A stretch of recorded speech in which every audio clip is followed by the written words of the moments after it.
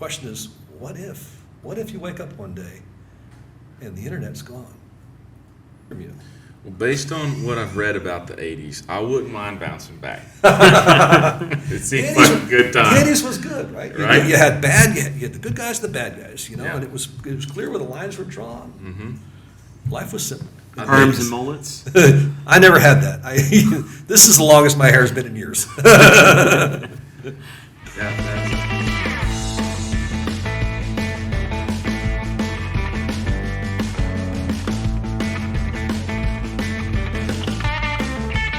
I'm Sterling. I'm Harrison. And this is Hard on the Paint by Big Country Equipment.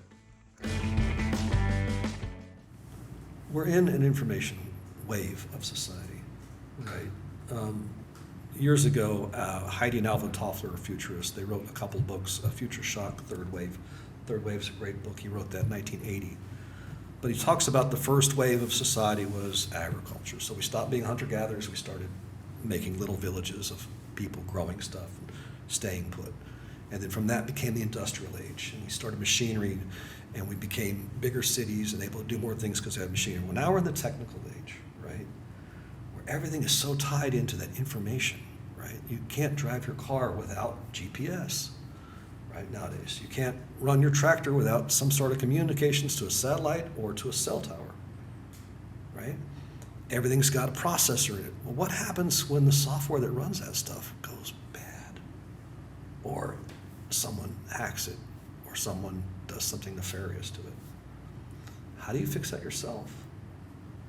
You can't. You gotta go back to the Stone Age and get your sticks and We're string. back to farming the way my dad did, right? I had a horse and a plow, and he did it by hand. Well, I don't think it kicks us back that far.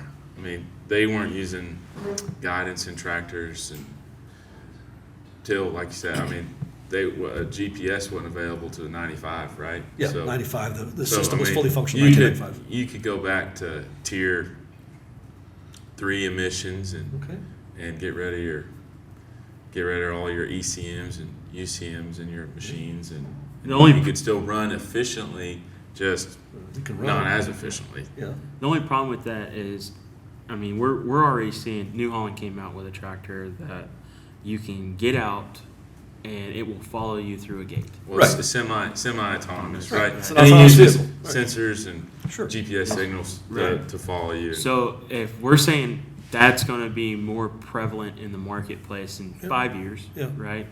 What are we going to have in 30 years? I don't know. And if we have 30 years, you always see in kind of the futuristic movies You of just sit there with your cell phone and go, and the machines go start themselves and go harvest and come back. Now, not that I'm saying you look older than Harrison and I, but I'm assuming you've been around for a lot longer than Harrison. I and was born What in would the you- territory of Hawaii. It Okay. wasn't yet a state. So let me ask you this: if you would have taken your 18-year-old self, okay, Yeah. and then the next day was presented with an iPhone 13, and then hopped in a brand new Tesla, Okay. would you have thought, oh my goodness? So my 18-year-old self, programming on a mainframe, an Amdahl 470 mainframe, the first IBM clone. It ran the IBM 360 operating system. It cost $3.75 million. It filled a room this size. It had 8 megabytes of core memory You're doing this at 18? at 18. Okay, I need to ask someone else. Now, your iPhone costs less than $1,000, has 1,000 times the memory in it. As the mainframe, there was one mainframe on the whole college campus, right. and now With there's 8 70. millibytes. And now there's You just gave me 8 now there's acronyms. 70. I've never- I Now don't there's even know what they mean. 70,000 iPhones smartphones out there with 1,000 times the memory of that mainframe. Okay. So I could take my 18-year-old self and go, "Are you kidding me?" So you could. Okay. I wrote a program, and you print it out, and then you had to stick it and read the. But yeah, but it's crazy. The proliferation of technology is just unfathomable, and it's infiltrated so much of our everyday lives. And the question is, what if? What if you wake up one day, and the internet's gone, and GPS is gone, and the cell towers are down? Yesterday, 4 states yesterday lost all 911 calls for 2.5 hours. 4 states.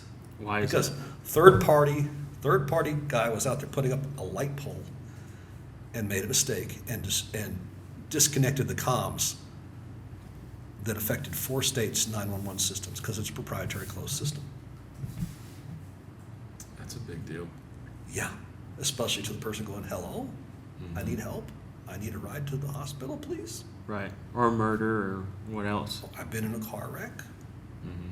Last time I called 911, well, actually my phone called because I was talking hands-free when I got hit. And the phone called 911.